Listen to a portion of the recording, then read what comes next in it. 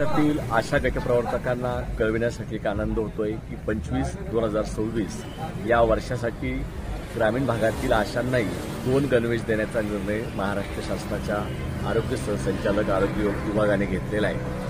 गेल्या वर्षी एकच साडी द्यावी असं जो परिपत्रक काढलं होतं म्हणून प्रचंड गोंधळ झाला होता आणि महाराष्ट्रातील आशा गटप्रवर्तक संघटना हायटेकच्या वतीने मागणी करण्यात आली होती की 2 गणवेश आशाताईंना ग्रामीण भागात असो शहरी भागात असो सर्वांना मिळायला पाहिजे म्हणून 600 रुपये प्रमाणे 2 गणवेश देण्याचा निर्णयाचं पत्र 8 मे रोजी काढण्यात आलेलं आहे आणि यामुळे याप्रमाणे याची कारवाई सुरू होईल। याबद्दल हायटेक संघटनेने आशा गटप्रवर्तक संघटनेने सातत्याने पाठपुरावा आरोग्यमंत्री आणि आरोग्य भवनाशी केलेला होता।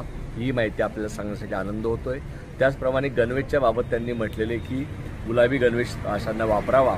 याबाबत मात्र आशा गटप्रवर्तक संघटनेची भूमिका क्लिअर आहे की आशांना एकच गणवेश महाराष्ट्रामध्ये असावा याविषयी दुमत नाही, परंतु अंगणवाडीच्या तायांचा असलेला गणवेश आशांना गुलाबी का हा आमचा प्रश्न आहे।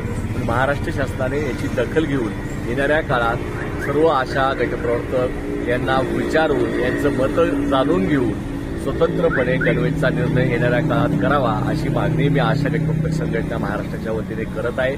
लवकरच आशा आणि गटप्रवर्तकांना 2025-26 साठी 2 गणवेश हे मिळणार आहेत आणि त्या संदर्भाचं परिपत्रक निघालेलं आहे। याबद्दल मी आरोग्य सहसंचालक डॉ. चौधरी सर आणि आरोग्यमंत्र्यांचे आभार मानतो। धन्यवाद।